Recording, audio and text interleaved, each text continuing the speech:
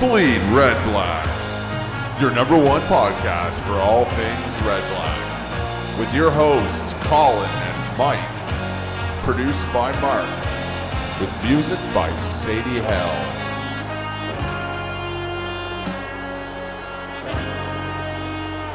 Hello and welcome to Season 2, Episode 1 of the BleedRedBlacks podcast. I'm Colin. I'm excited to be back. It's 2015, and I'm here with the one and only season ticket holder Mike. What's up, man? Oh, this is amazing, eh? Back in the saddle again. Yeah, this we're is here awesome. with the one and only producer Mark. What's up, boys? And we have some new gear that we got to talk about right away. Let's get it out in the open. This is a surprise to me. I had no idea that Mark was so resourceful. Yeah.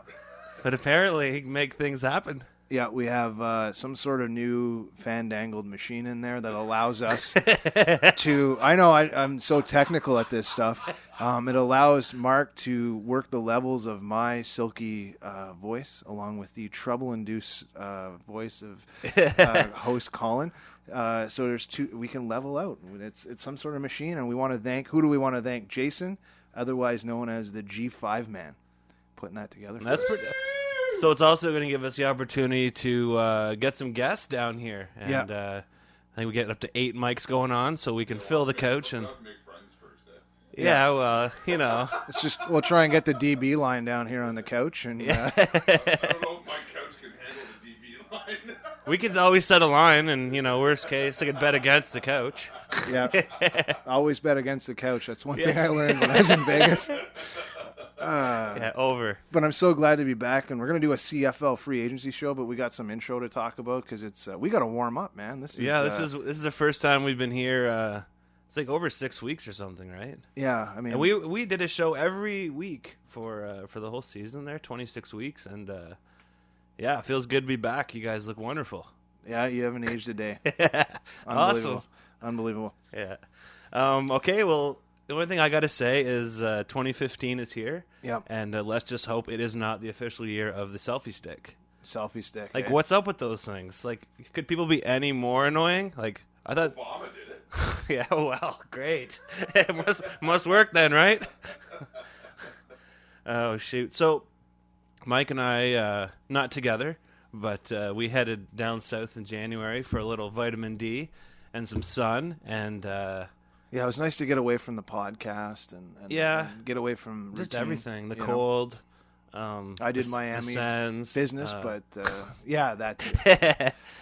So yeah, it's cool, man. Like I didn't get much of a tan, but I ate lots of good fish, and I had a little bit of sunshine, but just enough so I was at a nice glow to me. But I usually have one of those anyway. Yeah. It's a nice break to get away, and then now it's minus -30, and we're gonna spend today talking about football. So yeah. Awesome. So the Raptors, like, still crushing. I know when we did our last show, they were 21-6. They've come back down to earth since then, but yeah, pretty awesome team to watch, and yeah, hopefully there's some new basketball fans out there. I don't know. I know, Mike, that's not your jam. That's not your NBA jam. No, you're talking to the guy wearing a Syracuse Orangeman toque. More of a I love my college orange person. Orange person. That's right. Yeah. Yeah, the Protestant in the group, right? So, I'm looking forward to the Raps playoff run, right? Something's good has to come out of Toronto. And if it's the Raptors, then so be it. Because it ain't going to be the Leafs. It's not the Leafs. It's fire sale, Tank Nation. So AC/DC to TD Place. We were pretty pumped about Def Leppard, and I feel like they've pretty much been trumped. Shoot the thrill, baby. Right? There you go. So Trump, the laser beam both. Shoot the thrill. Well, I mean... Well, I'm not gonna. I doubt I'll go see Def Leppard. I'm definitely gonna. I mean, I got tickets today for AC/DC. My plan was to just do like a little creeper picnic style in the back and see if I could maybe hear something or do like the freebie version, like those people that sit across from Blues Fest in their lawn chairs for 2 weeks. Me? He's referring to me, maybe. Yeah. I don't know. It's like, oh man, Billy Talent never felt so good. Shit, never sounded so good facing the other way. Never felt so good. Nice slip. Nice. So you'll enjoy AC/DC, man. Like that's it'll be cool. I mean, I've seen them before, but it's always a good time, and I think it's just cool seeing it at TD Place. Like any event that happens there, it still feels like it's like a new home still to us, and this is exciting that we're attracting these world class. It's about time. Yeah. And type Folk dudes, Fest will be so. there next year. Yeah, that's That right. was That should be announced. interesting. Yeah. So I'm looking forward to that. Are they doing it in the stadium, or is it going to be in the green space behind? No, it's actually on the field. Yeah. So the stage will be east facing.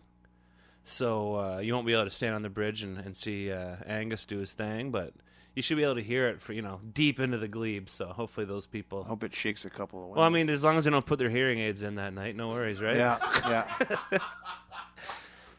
So the Super Bowl. Oh my gosh. Wow. So billions My of word. dollars Literally. literally changed hands Yeah. due to Mr. Butler's interception, and what captivating television. Like, that's why we watch sports, right? I don't like either team. I watched. So for me, it was just I didn't have any money on the line, believe it or not. Are you kidding me? Um, Were you weren't feeling well? No. No, I did. I had props, but not like as far as No, whoever won. Yeah. And I mean, come on, Yeah. I meant real money. Yeah, so it was kind of crazy, and I mean, 2nd and 1, the pass. I mean, it's been talked about nonstop, but I just don't know how the Seahawks hid that they had Mike Gibson as a secret consultant. I know. Like, you'd think that would have come up with the crazy amount of coverage they have. They talk about everything else, Yeah. like. Gibby was able to hide, man. He was a pokeroo that day. So I missed him again, man. Missed him. One play call. Yeah. That's right. Yeah. Yeah. So Jeff Garcia's chatting with some NFL teams. So I know, after a little stop in Montreal, and I mean, it's funny because last year, I know at some point I said, Jeff Garcia will play quarterback for the Yeah, we all Alouettes this thought year. that. Yeah. And as we all know, Mr. Crompton stepped in, him and his killer do, and take the city of Crompton with you. Yeah. And as we'll discuss later, they've kind of beefed up their quarterback position through free agency anyway. Yeah. Kind of an interesting signing there, yeah. Spenders. So, yeah. But it seems to be it's the exodus. It's everybody. The pinnacle is to get to the NFL. So Garcia did his thing here, and off he goes. Good for him. And also, same kind of family there. Trustman's interviewing for some jobs. I think I don't know if he's been hired or not yet, but someone will pick him up, and I don't see him coming back up here anytime soon.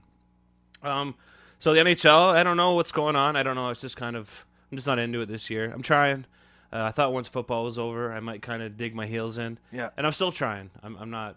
I There's don't some know what fun it is. teams to watch, but It's just I'm lacking. Not, there's just some dynamic lacking, and I don't know what it is. I have the free app thing with the NHL, so I'm watching a lot of different games. I find myself watching a lot of Capitals games this year, so there seems to be some exciting hockey being played, but just not out of Ontario, that's for sure. Yeah. Which kind of stinks. So I just can't figure out what channels anything is on.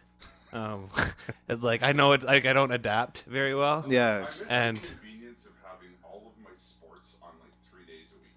yeah, that's for Whereas sure. with NHL, I've got to watch hockey every night. Yeah. It's not the same. It's not my Monday, Thursday, Sunday routine. yeah. No, it's Monday, Wednesdays, and Saturdays, also known as shower days. No, you guys don't know that? No Yeah, Effects yeah. song. It's classic. Yeah. Anyways, speaking of No Effects, well, they're not playing this year, but they were awesome last year. The BleedRedBlacks crew will be making an appearance at Rockfest at Montebello this year. Yeah. I'm a replacement to That's right. someone who's So- a dad now. That's I think, right. So, Well, soon to be a dad. yeah. So we're we'll, soon to be a dad. but we'll leave that. We'll keep that on the DL. It's not me. No. You son of a gun, you're hiding it. You're hiding it well. I told you not to. You're hiding it well. Gaining weight. Yeah, no. That's why he carried that suitcase down in front of his stomach. Does he have medium pants on? What? That's not his hoodie, is it? That worked for Mrs. Huxtable in the Yeah. Cosby Show. She hit it with a suitcase for a whole like 8 or 9 episodes, but not Colin. Well, Oh my God. judging by the news, it's probably not the only thing she was hiding that whole time. So And that's our first Bill Cosby zinger for the year. man. Count that. Somebody put that on the pizza box. Anyway, That's so that'll awesome. be cool, and we're Yeah. also thinking about doing a Rockfest podcast, a couple episodes leading up to it. Yep. And then doing a couple live there On from site, the day. man. It's so gonna maybe be- a 5 total episode show. So if you guys are into that scene, or like your punk rock, your metal, or your folk music, your punk music, whatever. Country and Western. Country and Western. Yeah, sorry. Snoop Dogg will be there. Yeah, Snoop will be there. Cowboy Fangao will be there. They're pretty close to French country. Yeah, I don't know what you just said, but it sounds awesome. So check it out. So yeah, we'll keep you posted with that. A few other music related things. So Weird Al Yankovic leaked that he's playing at Blues Fest this year. So that's gonna be glorious, like a surgeon. I can't wait. You know. Touch for the very first time. Isn't it Cut for the very first time? Touch for the very first time is a Madonna original song. There we go. Cut for the very first time sounds like a Cradle of Filth song or something. That'll be good. Yeah, man, it's gonna be great. It's just cool production and just I love when like they totally leaked it, like just Yeah. his website just said, I'm playing Ottawa, whatever. Who cares? Blues Fest people, come on. Yeah. It's on Weird Al Yankovic. It's a Don't prank. worry. The whole thing's a prank, probably. It's Too late, though. He should probably just not show up. So it's time to get serious. Yeah, I mean, he didn't release. I mean, he's only got 4 months' notice. Like, hope I can figure that out. So, Mike, the Canadian dollar is taking a beating. Yeah. Sorry, we're just changing the tone here. Okay, are you going to get serious on me? Mike, I don't do this very often. Yeah. You are a very sound business mind. Yeah. And I now grant you 30 seconds to rant about the condition of our economy. Oh, my God. The I said dollar's in trouble, seconds. Yeah, okay. So I don't 30 know. seconds. Let's see what you got. Dollar's in trouble. Yep. We're going to drop before my birthday, middle of next month. We'll probably see a rate cut again, and that's going to further pressure the dollar. But I don't know. I don't know what you want me to say. You're putting me on the spot here. You want to talk about how? Anyways, your 30 seconds is up. That Thank was you. great. Thanks, Thank you. Mike. That was All right. riveting. I love it. But We're serious. it does. I'll tell you Yeah. why it stinks. Just quickly though, it does stink because athletes that are coming up here Absolutely. earning this dollar is going to be tough, and that's why we wanted to kind of talk about it. Yeah. And we'll leave the rest up to the O'Leary factor, I guess. There you go. So another thing that I've been enjoying lately, I've been dying to grind a TV show, dig my heels in on a TV show. It's so good. Just started watching Better Call Saul. Dude, it is so awesome. Spoiler alert to anyone who hasn't seen it yet. But Tuco's a badass, basically. He is one badass. Yeah. So and Bob Odenkirk is amazing. he really is. I wasn't sure if if his character would be strong enough to support the show, but it is by a wide margin. He's a talented dude, and I got to see him last night. He did a quick spot on the SNL hashtag 40 last night. Oh, cool! Which was awesome. He was a writer there. If anybody remembers. Okay, I didn't know that. Yeah. And he was in about 6 or 7 sketches, and I saw one not too long ago he was in. Before he went on to the Man Show and touched a lot of people along the way. He worked with Jimmy Kimmel and a great podcaster in Jimmy Kimmel's ex-partner, and I'm losing... Anyways, the other guy, we all know him. He's got a podcast. Anyways. BC Lions, Dan? Yeah, BC Lions. Anyways, Vince Gilligan, that episode number 1. Yeah.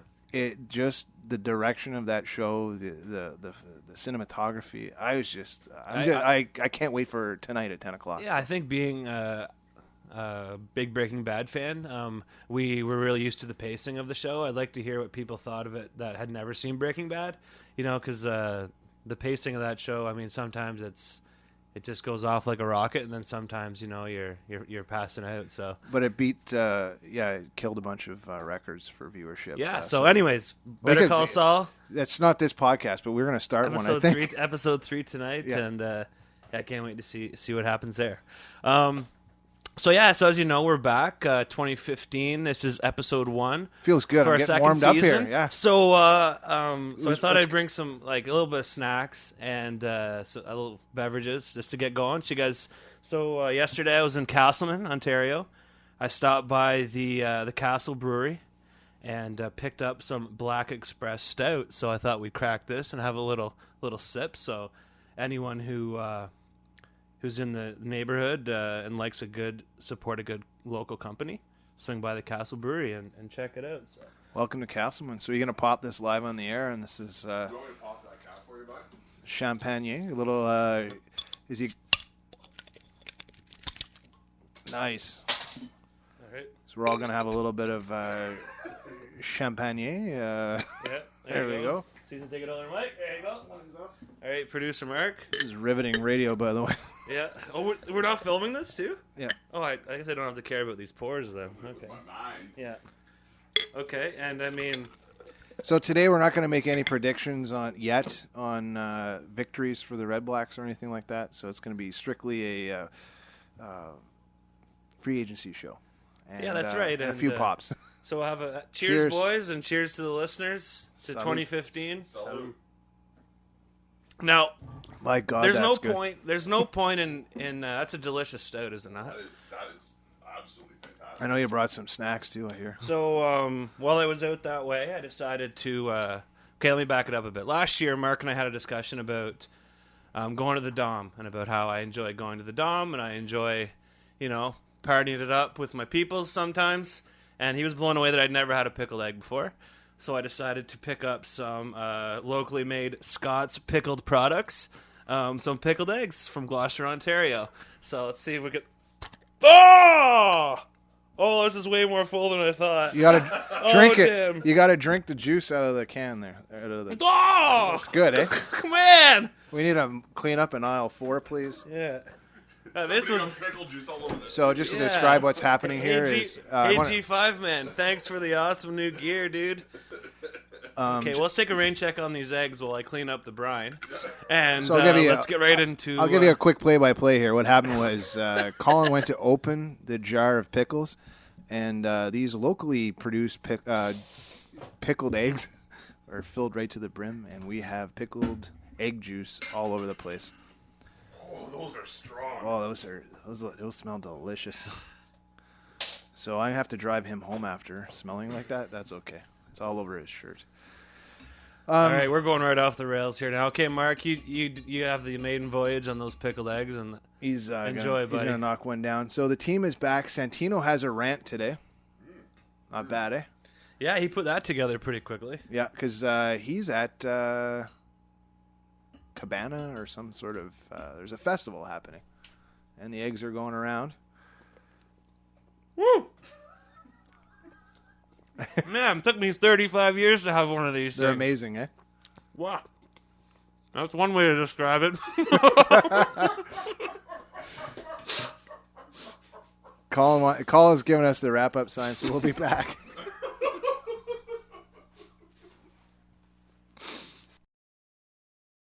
Okay, sorry about that. We're back. I've cleaned the egg off of my computer screen and off of Mark's floor. And, so moving right along seamlessly. Yes. As we do. World of editing. Yeah. Just gonna have another egg after this, but team is back was what I was trying to say before we lost connection to the podcast. The team's Until back. the system shorted out with vinegar. Yeah, and egg juice everywhere.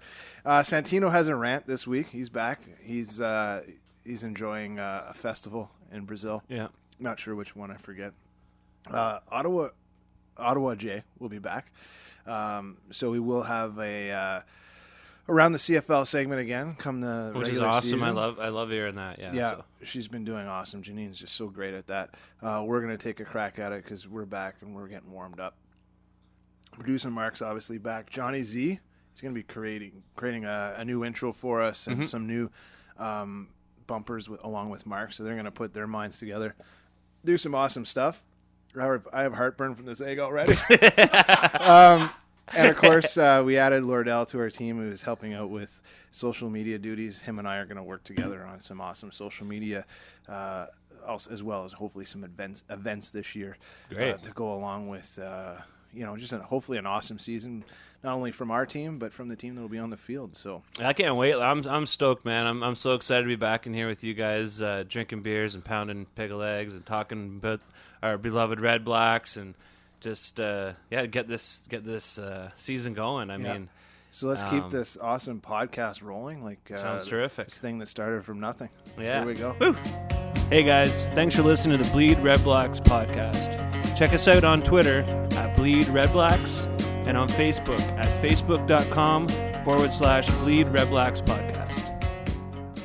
Live from Brazil, here's the Red Black Renegade rant with Santino Filoso. Are you ready? Do you really mean to tell me that a 5'0" wide receiver is worth $40,000 more than Chad Owens? We'll do it live! If the helmets weren't ready this week, they should have pushed their introduction back. It has begun.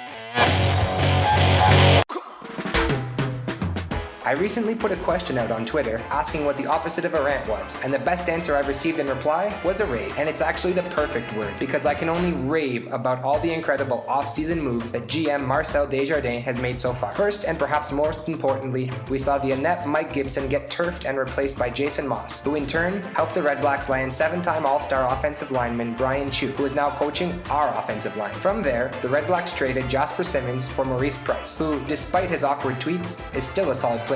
Marcel also wasted no time once free agency kicked off, quickly bringing in a trio of 6-foot plus and 200-plus pound wide receivers: Ernest Jackson, Greg Ellingston, and hometown hero Brad Sinopoli. While I'm excited about Sinopoli, I think Jackson actually ends up being the guy who makes the biggest impact. It's rare for a guy with his size to move as quickly and smoothly as he does. Marcel still wasn't done there, as he also brought in Sir Vincent Rogers, the massive offensive tackle who spent the last 2 seasons protecting Ricky Ray's blindside. Rogers ensures that whoever's under center will actually have time to throw the ball to those new wide receivers. When you factor in that Ottawa owns the #1 overall pick in the upcoming draft, the 2 glaring weaknesses, wide receiver and offensive line, will both end up being fully addressed before the offseason's over. As a member of our nation, how can't you help but smile when you see management willing to open up their wallets to improve the team? The contrast between Jeff Hunt and Oseg's commitment to fielding a winning and competitive team is never more evident than when one looks at the Ottawa Senators and Eugene Melnick's cheap ways. Sure, you can't buy a winning team, but the Red Blacks have picked up some key pieces that will help them improve their record. I'm no weatherman, but if I had to make a prediction for next season, offensively anyways, I'd say things look damn bright, with a high chance of raining wood cookies. That's all for now, guys. Tweet to me at RedBlackGade, and remember to bleed red black. Hey guys, thanks for listening to the Bleed Red Blacks podcast. Check us out at bleedredblacks.ca for blogs, photos, and podcast archives. Okay, so let's get into some Red Blacks free agent news and I guess off-season news. We all knew that we had to make some serious moves. I don't know right away, but our glaring needs were, the O-line and our wide receivers, and that was really no secret to anyone, I don't think. Yeah. But last year at the Grey Cup party at Joey's in Vancouver, I know Lordell's made mention of this. Jeff Hunt said that people around the league were not going to be happy with him, and that he was prepared to make a splash. Having an owner that not only has deep pockets but is also dedicated for our on-field product and our off-the-field product is such a luxury for us. And it does go a long way, and especially with how bad the East was last year, making some moves now and spending that money and being able to have last year as kind of like a wash. Fans are going to say that's cool. You won 2 games, but this year our expectations are a little higher. But the East was one of those. The East was just pathetic. So any moves we can make this year that'll help us beat the East, particularly, will allow us to kind of get some momentum and have hopefully a positive season. So. Absolutely. I mean, we're going to talk about this in our next segment, but there's some teams loading up, and I'm glad that we were one of them as well. Yeah. So maybe I'll just take it back to early January, and we'll just do a quick little run through, and then let's get into a little more detail about some of the big boys that we picked up. So January 8th, we signed 4 players from the CFL draft. O-tackle Aaron Wheaton from Toronto, defensive end Stephen Miller from Windsor, long snapper Kevin Malcolm from McMaster, and defensive end Vincent Desloges from Laval. So no huge moves, but it's nice locking up the Canadian talent that we picked up last year. Absolutely. So January 5th, we made a splash, and I think this was a surprise to a lot of Red Blacks fans. We traded, one of our defensive leaders last year and fan favorite Jasper Simmons to the Stampeders for Maurice Price. This move, like I was saying earlier, let us know that the team was determined to address its 2 main concerns, O-line and wide receiver, and they're going after that right away. I want to wish Jasper good luck in Calgary. He was an amazing guy to have in our team the first year, He earned it. He Listen, played a ton of minutes, man. He was on that field a lot, and Yeah. he definitely earned his keep. And I tell you, when contract time comes, I mean, he's going to be set for a while. I mean, he had his trade value. I don't think would or could ever be higher. Great time to do it. Pull the statistically. trigger.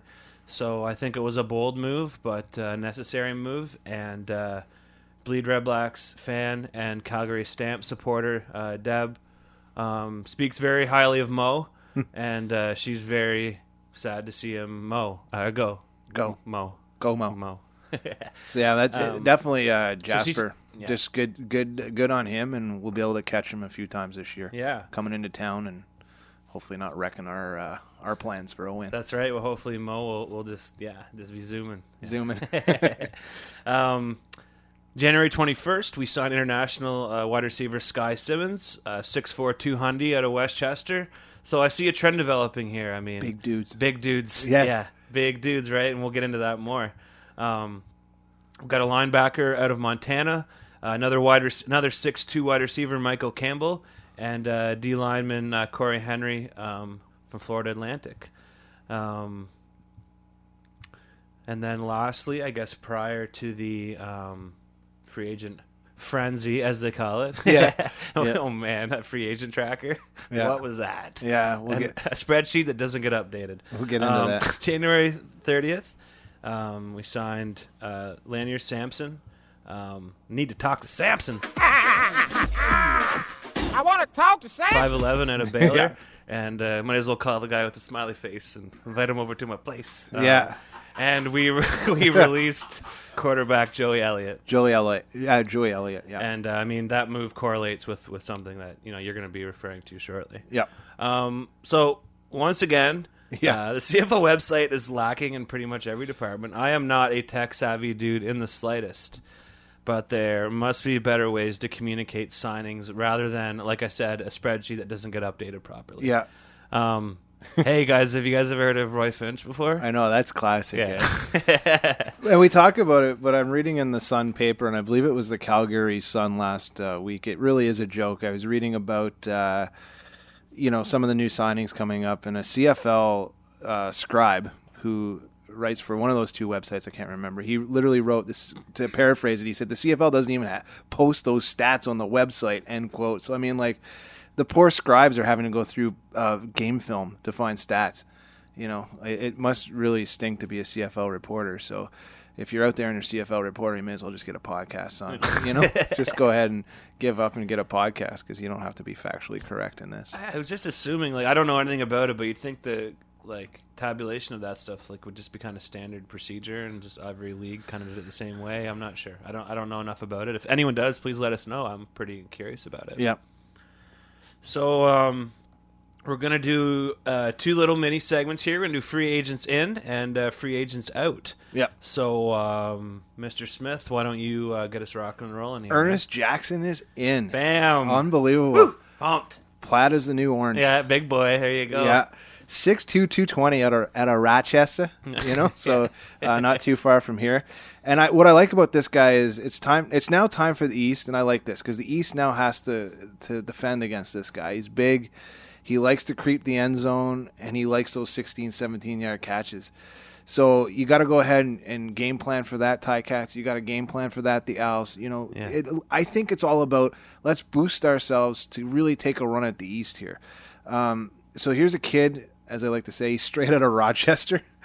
He's born in the land of the House of Guitars and good old Genesee River, which means there's some Genesee beers down there. So he played in the Arena Football League. I guess you have basketball players in that neck of the woods. Yeah, Rochester. Genesee. Yeah, for sure, yeah.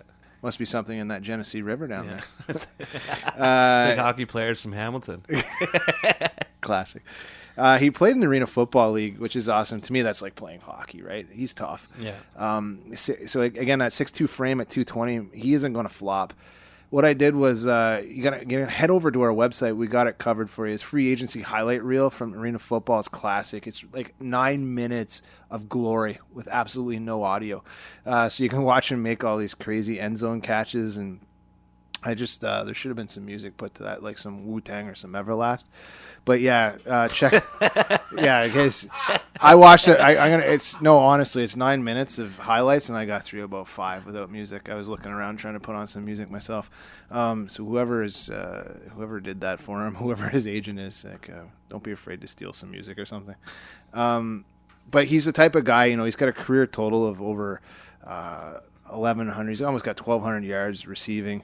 And his average is amazing, 15-yard catches on average, and he's also with enough speed he'll get you on the outside a little bit. So I'm looking forward to it. Honestly, he's one of those guys, and he's a young, exciting guy, and that's what I like, and that just fits the mold with everyone else we got. And when we get into this depth, one day when we're sitting here getting into the depth of this team, like right now the competition for wide receiver is huge. Yeah, it's crazy right now. Yeah, like my when I just pulled up the wide receivers for the Red Blacks, my computer wouldn't even scroll that far down that spreadsheet. It actually crashed the CFO website when they tried to load them all up. Honestly, it did. Yeah, I had to use an abacus to count it as well.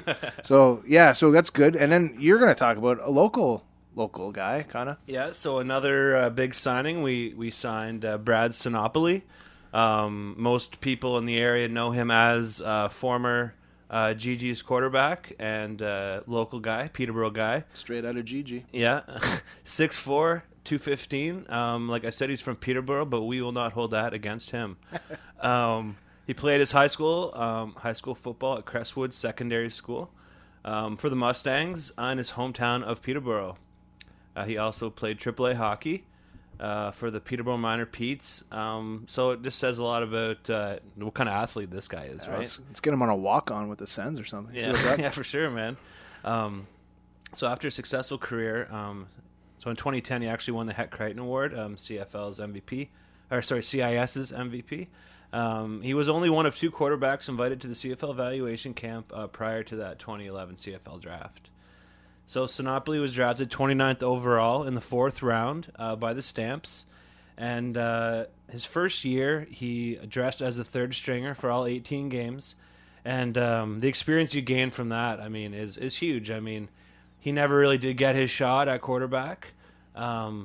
But just being there and learning the plays and his offensive mind, and I just think I don't see how that could hurt. Basically, no, we're going to see some trickery plays, I think, this year. Yeah, for sure. just adding to that diversity we already talked about, not only physically but obviously he's a smart dude.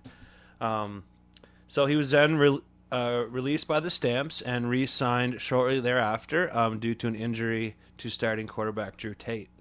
Due to depth at the QB position, Mr. Sinopoli made the move to wide receiver in 2013 and put up some okay numbers. He had 34 catches and 20 catches in a limited role, and I think just a big physical, smart dude like him is just a huge asset for us to have. Spread the field, man. Spread it. I think that's what we're going to see for sure. So another guy that we signed. I'm really pumped about this signing. You are, yeah. This is the one that really excited me, and I think after hearing Santino's rant, he agrees with me. So Greg Ellingson, we picked him up from the Ticats. He's a 6'3" wide receiver, another big boy, 200 pounds. Put up some crazy numbers in his first 2 years in the league. He was a heavy target. Absolutely he was, and if he didn't have injury problems that first year, he was taking a run at 1,200 yards, Mm-hmm. So he played his university ball at mid-major Florida International. He went undrafted in 2011, but signed as a free agent with the Jacksonville Jags, and also spent some time with the Bucks. To me, that's a really good sign. A local guy, a Florida guy, plays his high school and college ball in Florida, and then gets picked up by these Florida teams. Like they must have seen a lot more than other teams would have playing at a mid-major. And when I saw that, doing some research on him, I was impressed. I was impressed by that. So you want to see? Yeah, he's a grinder, and if it wasn't for that, who knows if he'd be here right now or would have gotten that shot in the CFL with Hamilton a few years ago. Yeah, he made his mark in 2013, and like Santino said, was a serious contender for Rookie of the Year if he wouldn't have had his season shortened by injury. So yeah, Smiling Hank gets one of his favorite toys back from his days in the Hammer, and Ellington seemed to get the squeeze last year in the Hammer after his impressive injury-shortened rookie season. And he said himself he's got a chip on his shoulder and is really excited to go back to the Hammer and show the Ticats what they're missing. And that's another positive. I love hearing that kind of motivation. Not that he needs it, but it's good to see that he's ready to show those self-motivated boys dude that wants to show somebody they're wrong. Yeah. Amazing. What do we got next here? Brock Jensen? Yeah, this is another interesting one you picked up on, and I guess that explains the release of Joey Elliott. Yeah, you kind of go. You're getting rid of one depth guy for another depth guy, and this is obviously a depth move. Brock Jensen. Besides that awesome name Brock, I mean, is that more American football than Brock? Brock Jensen sounds like, I don't know, a wrestler. That's what my first thought was. Again, this guy was a practice squad guy from the Dolphins organization. He was a non-drafter, so he just came in, walked in, signed. He played in Wisconsin. He grew up in Wisconsin. So another dude, 6'3", 225, and from what I see, he looks kind of mobile. So he had. You see a lot of these guys where they come out of high school and they have whatever opportunity they want. And Brock was one of those guys where instead of taking a program like an NCAA Division II offer, he went ahead and went to Minnesota Duluth. He became a 3-year starter with the Bison there, and he was led by Craig Bohl, who coached that team to 3 consecutive FSC national championships. And what I like about this story is with a coach like Bohl, he's a really winning pedigree type of guy, so he built into this young quarterback, and whether he'll ever throw a ball for us in the regular season or not, he's got a culture of winning, and that's very important. And when you see coaches like Bohl that come in and take a program over and build it into a winning program in a few years, and you have a quarterback that comes out of that, it's amazing. What I like about all this is just quickly, Jensen was 47-5 as a starter. So basically, he dominated his division totally with some sort of 85, almost 8,600 passing yards, 72 touchdowns, plus 35 TD rushing TDs. No big thing. So here's a dude, he has legs. And that's the kind of, at the end of the day, this is the type of signing that puts the pressure on all these young guys in the organization. You're looking at our depth chart. If you take Smiling Hank out of that depth chart, the average age for our quarterbacks slotted down into the 2 through 4 slot, they're no older than 25 walking into training camp. Yeah. So these guys are going to be hungry. Imagine how hungry these guys. They're going to be nipping at Smiling Hank's heels here. So I like it. I'm totally excited for that kind of competition. Hungrier than John got at Whole Foods, man. Yeah, we've both seen him there. Yes, I swear. I don't. Maybe he's on the payroll. Man. Maybe he's like an ambassador or something. Yeah. Actually, a fresh food ambassador. That's a lie. You saw him at Whole Foods. I saw him at the Lickbow downstairs. Okay, so yeah. It's we're profiling him now. I think. Yeah, we're stalking him. Yeah. 2 of my favorite things: fresh organic fruit and booze. I thought you meant stalking people, and I didn't know what the second one was. Well, Pickled listen, eggs. Man. Yeah. So honestly, the smell of the vinegar right now, it's like the smelling salts the guys have on the bench. It's NHL. Intoxicating. I'm with you, buddy. It's intoxicating. One more guy we got to mention that reached that the 4 big signings. Sir Vincent Rogers. Not much to say about this guy other than he was in Toronto, big offensive lineman, huge, 6'4", 319. So speaking of Whole Foods, he'll definitely bury a few. Oh God, whole chickens. Whole chickens. What I like about it, and again, you can go to our website and check it out. I have a great video. When he played in the Arena Football League, they threw him a short pass from the line of scrimmage. I've never seen anything so amazing before in my life. He rumbled the ball like 45, 50 plus yards. Guys falling around him. We can't drag. They finally dragged him down at right about the line of scrimmage. And the Arena Football League, basically if you get to the 5-yard line, it's a touchdown. There's no instant replay. And the guy literally calling the football game in the video says, "You better give him that touchdown. It was a beauty." So just a great video, and check it out there. And the dude is a beast, eh? I think this guy's. Smiling Hank's got to be happy that he's got this guy on his left side right now. Yep. Guarding that side, where he needs help. Yep. And giving him a few extra seconds to chuck at these nice big targets that have been provided for him.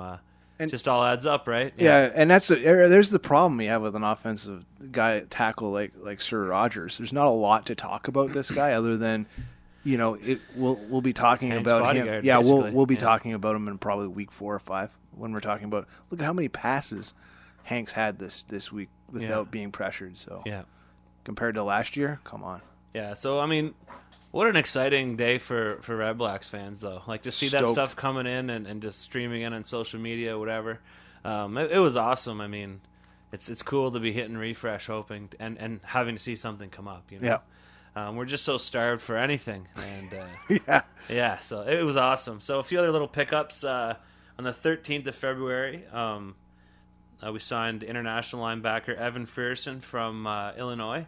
He's a big boy, 6'2", 235, so he's another big lad. And as you mentioned, we also signed Brock that day. Yep. And long snapper Kevin Scott retired, and he left some really classy messages thanking the team for the opportunities, and he went out on top for sure. So good luck to long snapper Kevin Scott and whatever you decide to do in the future.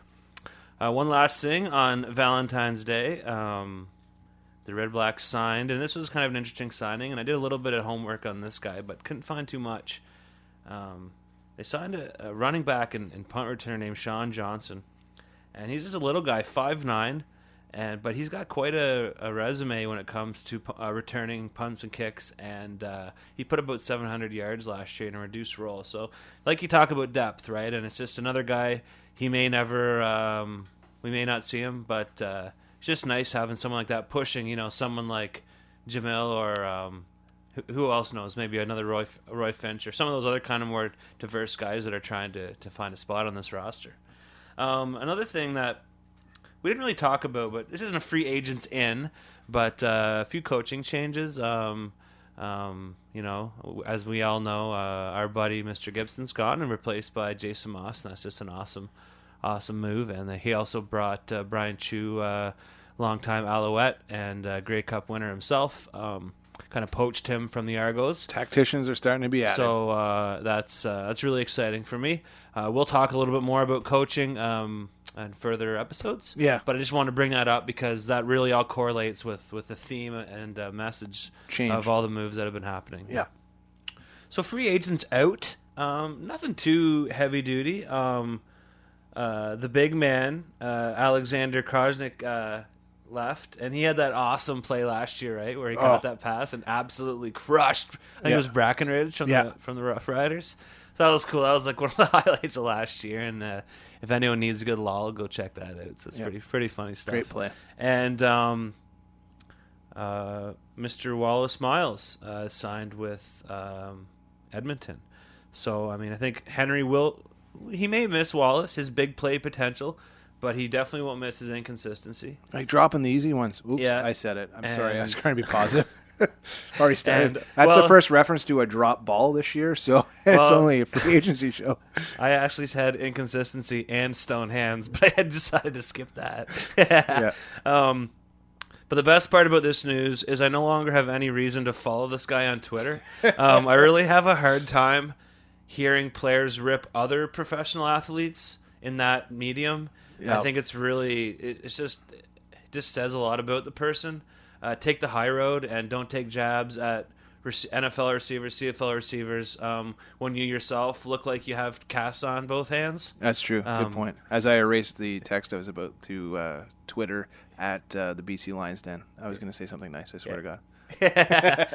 No, but Twitter, you find some of the players in the CFL have no filter, and it's kind of weird. And over it's again. kind of weird, yeah. Yeah, friggin' But let's not name names because some of them are that idiot Red from Blacks. Montreal isn't in the league anymore for good reason. Yeah. So one little bit of news. So Moton Hopkins, who's a fan favorite, QB club veteran, social media celeb. Yes. Guy's awesome, right? Beauty. And he loves to eat, so I mean, She's a mad great props. guy. Yeah. He's currently not going to commit to the Red Blacks, and he's working out and looking for opportunities in the NFL before committing. So best luck to him down south, and I sure hope if he doesn't find any work south of the border that there's a place for him here. Yeah, I'm sure he'll be back. And, worst comes to worst, he can sleep on Richie's couch or something, right? Yeah. Like, come on. Move over, Rich. Big fan. Sorry, Rich, you're on the couch, bud. I'm taking your bed. So I think I haven't heard anything about Dobson Collins. I feel like that's kind of the end of the road for him. Yeah. I was hot on this guy early in the year Big last time. year, but that could have been just the brutal heat at Keith Harris Stadium burning my pale face. Could have been. And also, supposedly Joe Appel's considering retirement. Okay, so that pretty much wraps up our Red Blacks free agent stuff for now. So how about we get into a quick and dirty... What other teams are doing around the CFL? let's do it. Cool. Hey guys, for Instagram photos, check us out at BleedRedBlacks. For game day photos, tailgate photos, and photos of whatever, come check us out at BleedRedBlacks. Okay, so around the CFL, little free agent action, and the schedule was released.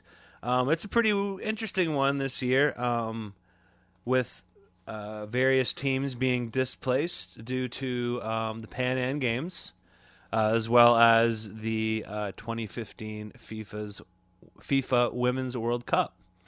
So there's a few weird moves. I know, we got off pretty easy. I find our schedule is pretty nice. Got a lot of nice Friday night games. Yeah, at home. and there's a couple Sunday airs, which is good, and there's a Thursday night or two, which seems to be a CFL's new plan this year. Is they have X amount of games on Thursday. I guess Friday Night Football, they didn't want to build that brand more and decided to add Thursday night games. So I'm not really understanding the strategy there, but hopefully as the season approaches, we'll get a little more information on that, and we'll talk about that a little bit more later.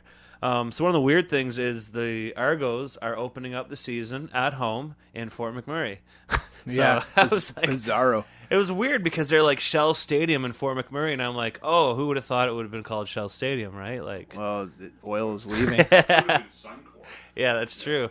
So I did some research on Shell Stadium, and I actually tried to, because I was curious, like, what's this place all about? And it sounds like it's kind of like a multi-sport facility that was probably just built to launder some money. No, I'm joking. But I couldn't really get any information on it, so I'm not sure how big it is or whatever, but hopefully It's in the Fort boys Mac. have a good time, and they can enjoy their $14 Tim Hortons on the way to the game. And how much are tickets going to be? What, like $800 for bleeders or what? Like $1,500 front row? Cash only, though. By that time, oil will be $10 a barrel, so it'll be a ghost town. And I'm sure the coaches aren't worried because there's absolutely nothing for no people trouble. to do in Fort McMurray late at night when you're bored. So it's cool. Like, Not in a CFL sound. yeah. So I mean, Hookers. blow, gamble, repeat, right? Yeah, I think- Oh no, sorry. Anybody I know that's been to McMurray, So- 40 Mac. Have fun. Anyways, it was kind of interesting. I mean, hopefully the people of Fort McMurray, I'm sure they will embrace it, and I'm sure it's actually going to be a pretty awesome celebration of CFL football. The Eskimos are displaced too, I think, as well, because their stadium Yes. is being used for something. But the thing that really stood out to me was just the Argos starting their season in Fort McMurray. It's kind of funny. But we have that Tuesday night game, though, in the Sky Dome, in the cave, as you that's like right. to call it, right? Yeah. So we have like this weirdo Tuesday night. I just got to quickly look. It's going to be the only Tuesday on the schedule. Tuesday, October 6th, Ottawa at Toronto at 7:30 at night. Who's displaced then? Like who's displaced on a Tuesday night? Not sure how that works out. But it's probably because the stadium is being used, and they're gonna. I didn't really look at the Argos. So I'm thinking, I said 8K max At the Argos game? Yeah, that night, okay. and Yeah. that's not including the Argos band. Anyone staying? Do they still have that hotel there? No. No. Oh, do they? Maybe. I thought Roberto Alomar still lives there. No. Is he really? Holy. With David Cohn. Yeah. Holy man. And I don't. All I know is there's a porch there, so we could always go hang out on the porch, Just right? flashing back here, all of a sudden, it's like, does John Candy still own the team? Like, I don't understand what's going on. Oh no, Bruce Rest in McNall is actually doing the coin flip that night. Oh man. Anyways, so the schedule is out, and a few of the things that stand out from a Red Blacks perspective is we open the so preseason stuff, whatever. Yeah, it's preseason. Game in the Hammer, and then a game in Quebec City. I think that they've recently announced is going to be our home game. Something so like people that. were inquiring, as Red Black season ticket holders, do we get priority for that game? I don't know the answer to that question. I'm assuming no. But if you're hardcore enough to drive to Quebec City to see a preseason game, It's around the same time as Montebello. Oh, take a week off work there. Interesting. Very interesting. Yeah. Extend the RV rental. We don't have to get that RV rented for another week. Well, I got a big RV. Maybe we'll ask some guys some refused if they want to go see some Canadian football, right? Amazing. It's big in Sweden, right? Yeah. The CFL season is getting kicked off in Montreal. Ottawa at Montreal on Thursday, June 25th. So that's awesome. A great showcase. All the fans across the nation are going to be watching. We'll have to pick a spot to watch. All those randoms who watch on ESPN, Wheat, or whatever. Yes. They're going to be pumped. All the Tony Bryces of the world are going to be pumped that their CFL football's back in the States. Shout out to Tony Bryce. Shout out to Tony Bryce. Awesome Twitter follower. And yeah, so other than that, not too many dates stand out to me aside from finishing the season home and home. Ottawa at Hamilton Sunday, November 1st, and then back here against the Hammer the next Saturday. Asterisks, those games might mean something. Wouldn't that be amazing? Absolutely. It'd be just amazing. One stands out for me. July 4th, obviously, we open up here, and BC Lions will be in town. And early suggestion is one of the boys, Brian, from the podcast out west, may or may not be in town. So that'd be amazing. if he is, he's in studio in here with us. We so will. Can't wait because we can now do that. Amazing. And if you need a place to crash, buddy, I got a bedroom for you. So if that's a problem, no worries. Nice. Yeah, $200 a night. It's all yours. Is it a bed and breakfast? Look, I get a little omelet in the morning. I was just thinking Pop-Tarts and French toast. Carnation hot chocolate. Carnation hot chocolate. With the marshmallows, obviously. Instant. Real ones or dehydrated marshmallows? What are real ones? Instant Nescafe. Okay, so yeah, the season, we got our schedule set up here. So now it's time for us to start planning some stuff. So now it's time for us to have fun. Yeah. We get to think about who can we get in here for guests now that we have the technical abilities to have, up to 4 to 6 guests in studio here. It's going to be fun. So we got a lot of work to do, but this is just that. Now's the time, right? Yeah, and that's why we're here today to do get back in the saddle. Get this ball rolling, and really just any excuse to spill pickled egg juice, aka vinegar, all over me. Yeah. Okay, so do you want to do a quick and dirty recap of the CFL free agent stuff? Yeah, and then let's get out of here before everyone falls asleep, and we'll get this party started. So a few key losses across some of the teams. Just Ottawa, we lost Wallace Miles. You said it. It's okay. See you later, Mr. Inconsistency. Key loss, but not. Well, yeah, we're not really going to miss him too much. Montreal, forget about it. You can't deny the loss of Duran Carter, and he'll be missed. I just have a question for you, though. Do you know who his father is? I'm just asking. I'm curious. Oh, I didn't used to play for the Buffalo Bills. Right? Absolutely. Tasker, right? No. Yeah, sorry, I'm thinking of something else. Yeah. So I'm going to be honest with you. The Colts will be on my watch list this year because he's going to head down there and hopefully make a difference. And yeah. I will look for Chris Berman to make that mention in the CFL every time Duran's name is mentioned because Chris likes to be cool, whether he's wearing $4 gas station sunglasses or using CFL knowledge in his back pocket to look cool. I thought those were Days of Thunder glasses. He's a beauty, Harvey's. isn't he? Yeah. Berman's a beaut. A couple other ones. Just quickly here, Hamilton. They lost their former Arizona Wildcat, Nick. I can find a way to get in trouble after hours in Winnipeg, Crispy. You know what I mean? This guy. It almost looks like you get the good with the bad. So the Bombers drop him. He has kind of a spotty finish in Hamilton last year. Mm-hmm. The locker room might be better for it with him gone. I can see him in Calgary or somewhere like I guess Fort Mac is far enough away from Calgary he can't get in too much trouble. I don't know, dude. But anyway, I don't want to see him down at the Stampede. Winnipeg, they didn't shed too much. They had the Rainmaker machine working in full tilt as free agency started. They picked up 5 players. They really shored up that O-line and DP position. One thing they did that I thought was a small ripple effect before the frenzy is they shored up O-lineman Devin Tyler. He's one of those journeyman type internationals that can slide in the O-line and really be there in case of an injury. Winnipeg had such a we thought we had a bad O-line last year. Winnipeg, I mean, Drew Willie was sacked more times than not, so they did. They were really trying to fix that problem. Going into Toronto, who did they lose? They lost John Childs. He headed to the NFL, and he was kind of injury plagued this year, but he was ready to bounce back and really wanted to get into that 8-9 TDs like he did the year before. Mm-hmm. But he had one of those impressive walk-on. And he just basically walked onto the team and got a tryout. So that $100 fee that he paid to go to that Argos camp a few years back on the walk-on camp, I mean, that really changed his career. And I think that's what's kind of amazing about the CFL is that every team has these, southern U.S. walk-on camps where you pay $100 to go in and impress somebody. And it really defines some guy's career. So, John's one of those guys. And I'm excited because the Red Blacks have announced that they will be holding one at TD Place. Exactly. One of their, I don't know if it's one of the walk-on camps specifically, but one of their pre-camps. Yeah. The one they held down south last year. So that'll be a great opportunity for people to get out and see. And what we see on Facebook, particularly the CFL Facebook pages for fans, is sometimes players come on there and kind of showcase their talents by there's a gentleman, I won't name him, but he's on one of the pages and here's my highlight reel catches from university or college or whatever. Kind of interesting. What else we got? So free agency leaving Saskatchewan, that O-line is going to look really rough. They lost Ben Heenan. He had national status. He's heading to the NFL. The Green Machine, they wanted Sir Rogers. The information coming from the fan base there was they were really gunning to get that O-line popped up, and boom, cue our Rainmaker, and he's here. So Sir Rogers ended up here.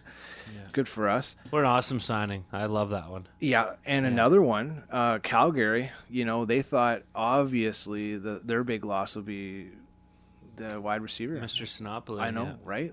Again, we made it rain, and he came here. So that said, the departure of Brett Jones, the CFL Rookie of the Year and All-Star tackle, he just signed a deal with the New York Giants, which is interesting. So we have here's a Canadian national offensive lineman. He's going to head south of the border.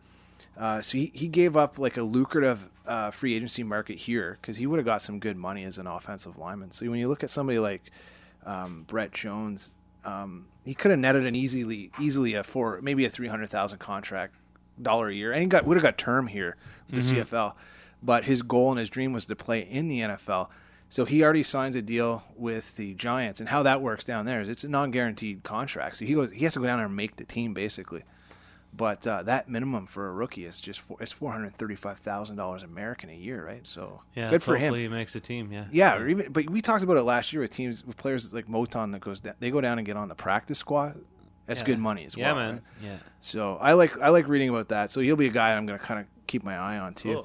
Cool. BC, who did they lose? Well, they lost a great receiver again, and once again, our Rainmaker made it rain. That's right. and I saw his name come up several times along the Twitter feeds. That again, other teams were talking about. Oh, it'd be nice to get Ernest. Jackson would be perfect in our team. And guess what?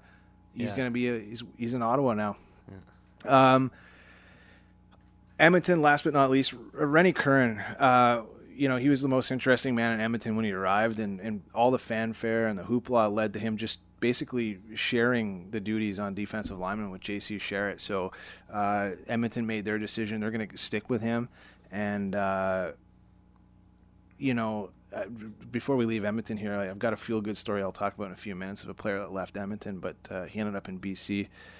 So we'll go on to key free agent signings from each team. I mean, obviously, we'll start with Ottawa and see previous, and if you weren't listening, just rewind it 30 minutes and have a pickled egg.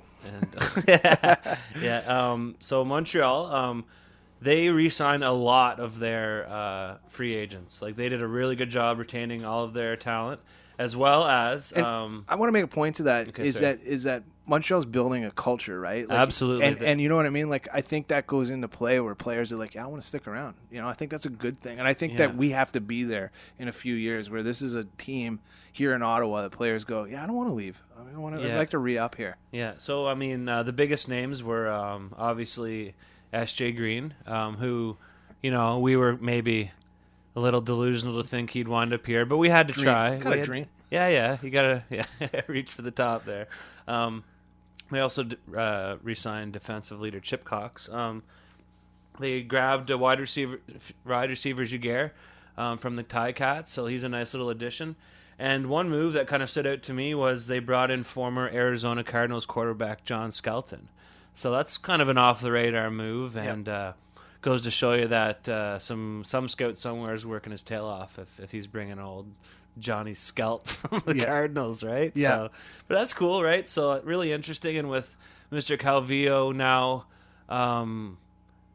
with his foot in the door, we're gonna just slowly seeing him start peeling layers away, and I think he's gonna have a big influence on this team moving forward. Yeah, they're changing that culture in Montreal, so good for them. So another one, the Ticats brought back their Grey Cup almost star. Quote. Almost.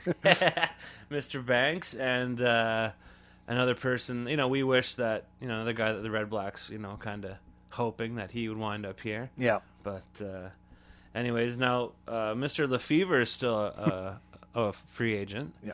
And he torched us last year. It was brutal. So hopefully whoever signs him will sign him in the West, and hopefully he can just stay out there. Who needs the fever? Yeah. Yeah, you want to continue on here with Winnipeg? Yeah, with I should have really touched on this with Janine, but being the Bombers fan she is. Personally, I like the signing of Darvin Adams there. He came off injury last year in Toronto, and I love that idea. He's got a paycheck to earn. He's got something to prove, right? He comes off injury. He's like, let's do something.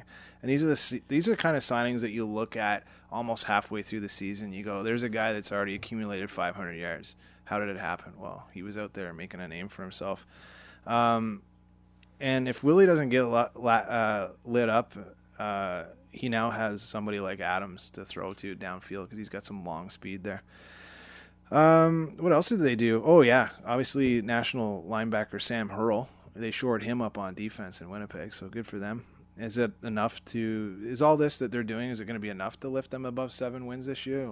Because they were, when you look at the West last year, they really, I thought the Winnipeg Blue Bombers were going to be a lot more than they were. Mm-hmm. Well, they started off just amazing, and then kind of fizzled out there. And they were the darlings of the West as it were, but they ended up with only 7 wins. In Toronto, kind of a joke, but I thought somebody forgot to pay the Rogers bill there because nobody's phone was ringing, obviously. But we say that, and Jim Barker, the GM there in the Argos, he's not a big free agency guy. Yeah, he's not up to paying top dollar for dudes. So that team was kind of riddled with injuries last year, so they're going to kind of shake out and see where they're. They should have the Argos should have a walk on that day in Fort Mac. I'm sure there's a few of those roughnecks that could come on there. And you never know. Stick right? up for themselves, right? Some big tight end. Yeah, let's do it. What about Saskatchewan? What were they up to? Well, they re-signed Sinceri, and I was kind of surprised by that. Like, they kind of treated him like. I don't know. I don't want to say the redheaded stepchild. Yeah, exactly. Seriously, I was really surprised. He was displaced after he was on a very short leash and replaced by Grandpa Joseph. And I mean, I don't know what's next. Is this year, is Dan Crowley going to come in and replace him in the playoffs or what? Is it any other former Renegades quarterback that want to go in and displace him or what? Yeah. That's amazing. Yeah, so Calgary, it was more about the departures than the signings, but they're so deep. It wouldn't surprise me if when the Vegas line comes out, they're the favorite too. Again, exactly. Yeah. And a lot of that. They were so stacked last year, and they're still... They don't have anything to worry about. Yeah, that's right. In BC, they're kind of like the Argos. BC's never really... done a lot of action on free agent period. So yeah, I got a good story, and it was one that came out this week. They signed former Eskimo safety Chris, and I'm gonna butcher this name. I'm gonna say Chris Wabakamba. I'm going to say that again. So we're going to call him Chris R. Chris R. He was on the rotation and in and out of the lineup at the ripe age of 28, and he decided to make a change. He's a Duke University lad. Mm-hmm. So at 28, solid kid, young. He's got speed. He's bounced around the CFL since 2011. So a few years back, his mom gave him some advice and said, listen, I want you to go back and visit the homeland in Rwanda, And he had a great quote. The trip to Rwanda, he eventually made it, and he said, quote, you don't know where you are. You don't know where you're going unless you know where you've been, end quote. So he was born in Rwanda, and his family eventually settled here in Windsor, here in Canada. Mm-hmm. And he made that great trip back to the homeland. Now, the sad part about all that is his mom ended up dying a few years ago.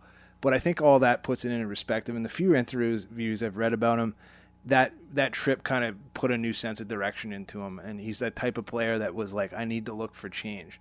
So he wasn't afraid to test the free agency market and finally get a spot like in BC where the kids are ready to make a difference.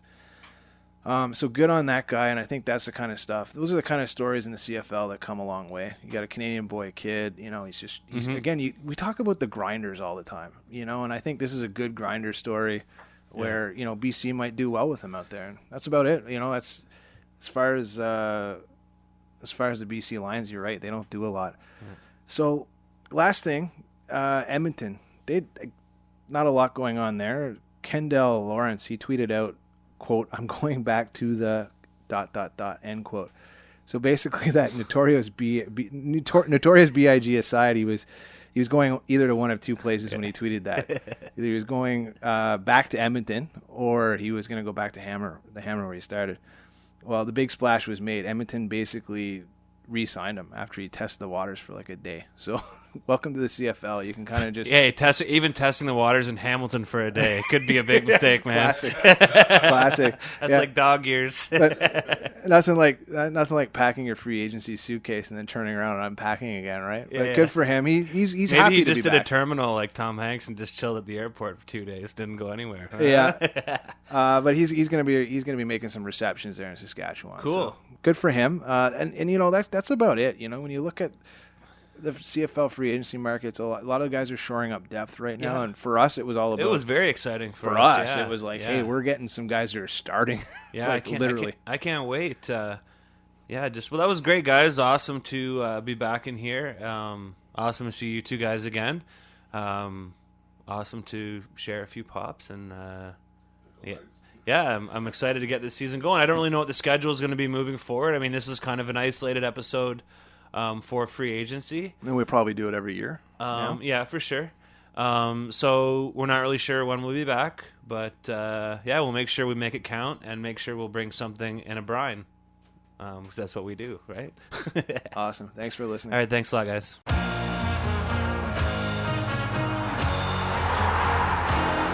BleedRedBlacks.